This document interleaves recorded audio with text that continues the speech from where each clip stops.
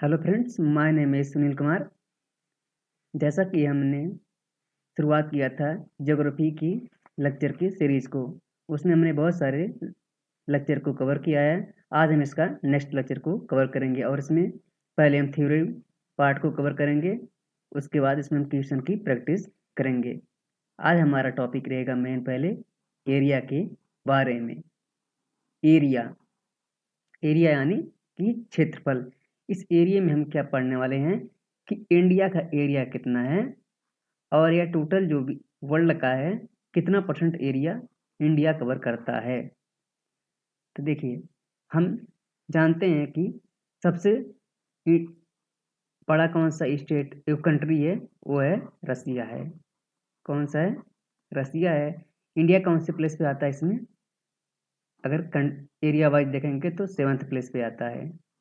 तो देखिए क्या दिया है, India occupies 2.4% of the world's land area with its 3.28 million square kilometre area. मतलब कि इंडिया अगर 100% माना जाए, पूरे जो अर्थ है उस पर 2.4% का है, इंडिया ऑक्यूपाई करता है। और इसका किलोमीटर स्क्वायर एरिया में अगर देखेंगे तो कितना 3.28 है। ये डायरेक्ट एग्जाम में पूछे जाते हैं। However it holds 17.5% of the world population. यह जो 17.5% जो है वर्ल्ड की पॉपुलेशन को रखता है।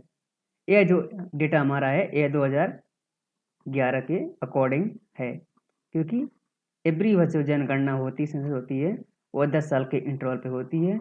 अभी 2021 का डेटा नहीं आया है, तब तक ही 17.5% रखती है इंडिया।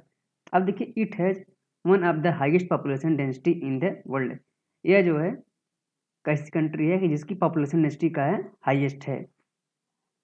अब देखिए, कुछ नोट्स और इम्पोर्टेंट पॉइंट हम देख लेते हैं कि जैसे कि कौन सी लाइन किस कंट्री को डिवाइड करती है। एक लाइन है डूरंड लाइन, यह इंडिया और अफगानिस्तान को डिवाइड करती है।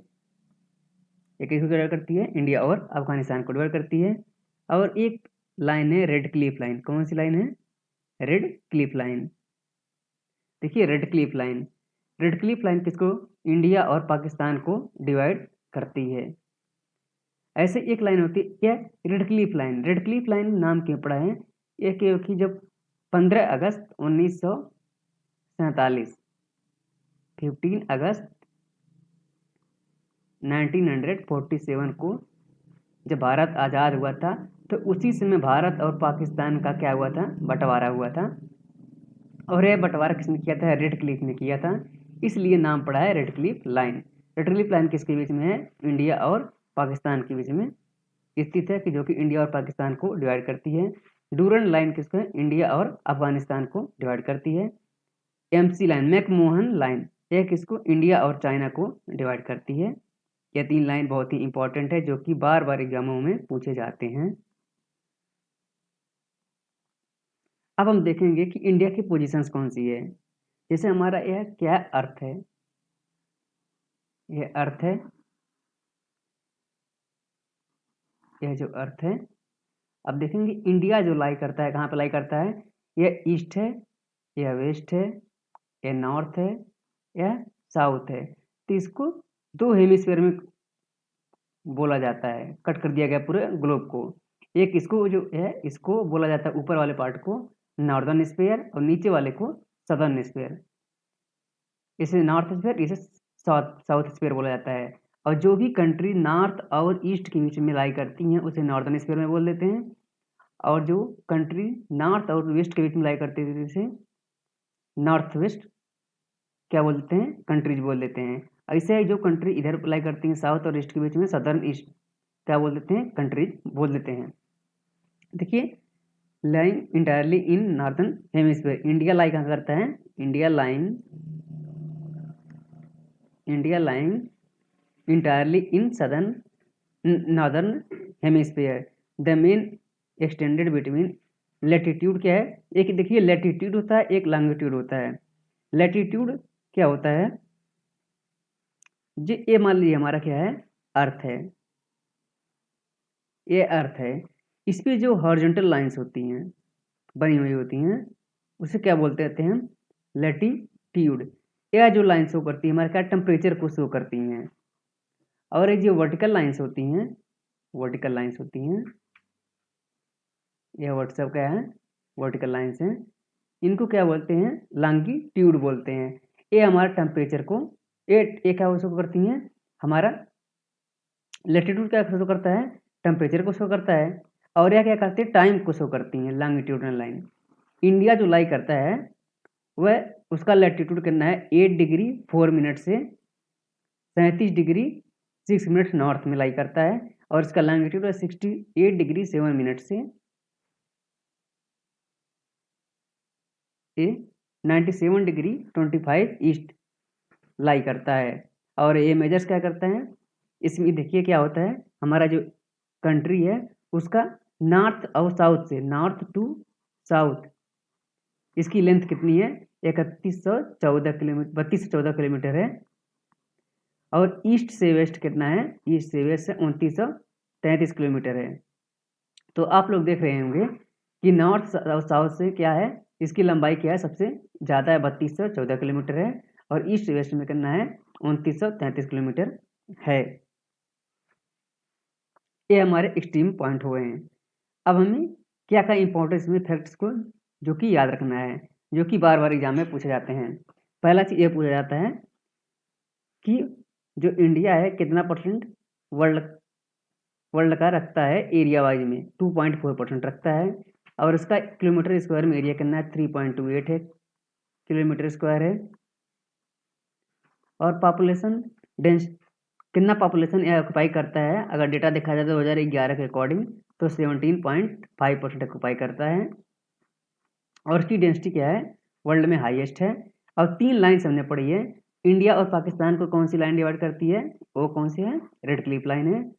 और डूरन लाइन क्या करती है? इंडिया और अफगानिस्तान को डिवाइड करती है। मैकमोहन लाइन क्या करती है? इंडिया और चाइना को डिवाइड करती है।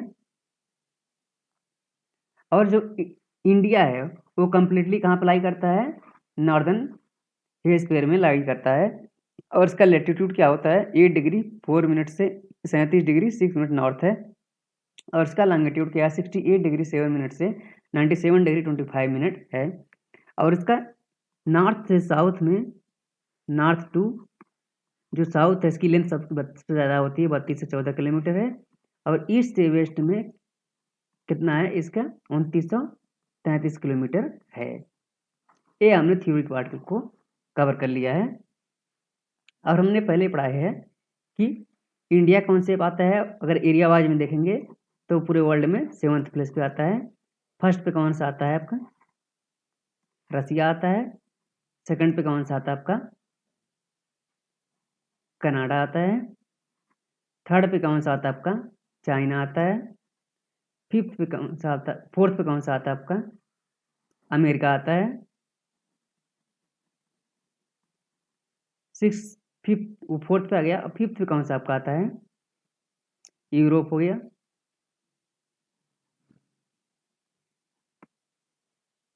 और सिक्स्थ पे कौन सा आता है आपका? ब्राज़ील हो गया। और 7th पे कौन सा आता है? इंडिया आता है।